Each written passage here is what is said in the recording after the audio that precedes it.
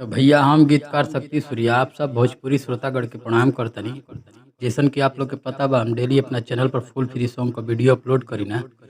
अगर हम चैनल पर नया बानी तो चैनल के सब्सक्राइब कर ली ताकि ये तरह का नोटिफिकेशन सबसे पहले आप तक पहुँचे।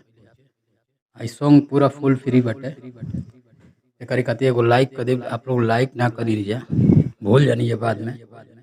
लाइक कैले के कोनो रुपया कोनो शुल्क नहीं खे। आप लोग खातिर इतना मेहनत करने जा हम लोग। एगो लाइक तो बनबे करला। कमेंट में जरूर बताइए। आप लोग कमेंट जरूर करो। हम ज़्यादा से ज़्यादा रिप्लाई देने का कोशिश करी ना जल्दी से जल्दी। तो चलिए सुनाओ तनी टुनटुन यादव का ट्रैक बटे मजनुआ आरजेडी के लवर ए ट्रैक पर सॉन्ग बटे। तो उम्मीद ना पूरा विश्वास भाई सॉन्ग आप लोग के बहुत पसंद आई। तो चलिए एक डम्मी दे के बताओ तनी आर्केस्ट्रा सॉन्ग बटे बहुत सुपर सॉन्ग बा। तो चलिए शुरू करते हैं।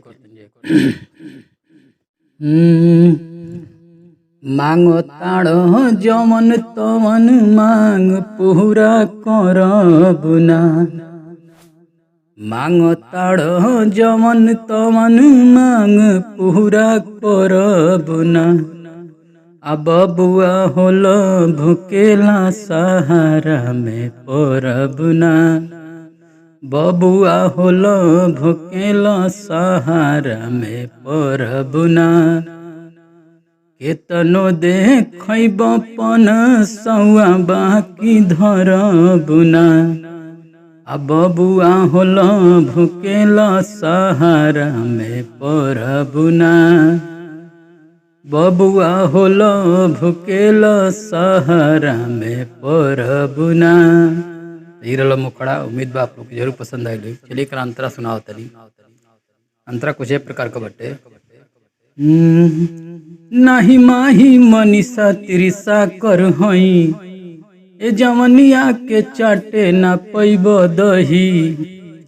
नाही माही मनीषा तिरिसा कर हई ए जवनिया के चाटे ना पैब दही।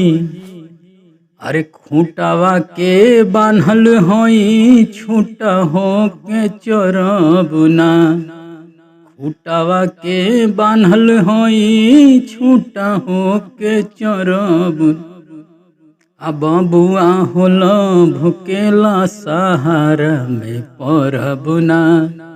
बबुआ होलो भुकेला सहारा में परब ना। ये रहा पहला अंतरा। एगो लाइक जरूर कर दीजिए आप सब। चलिए एक दूसरा अंतरा सुनाओ तनी। भीरी सटी हो न दूरे से लूटला हार पूरा होई न बाबू होलल सा तोहार।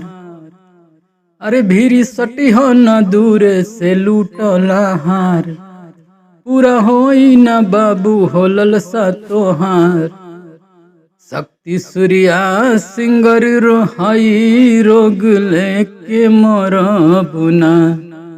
शक्ति सूर्या सिंगर हाई रोग लेके मरब ना। अब बबुआ होलो भुकेला सहारा में परब ना। बबुआ होलो भुकेला सहारा में परब ना। तो उम्मीद ना पूरा विश्वास भाई सॉन्ग आप लोग के जरूर पसंद आई। चलिए मिलते हैं नेक्स्ट वीडियो में। तब तक खातिर बहुत बहुत धन्यवाद।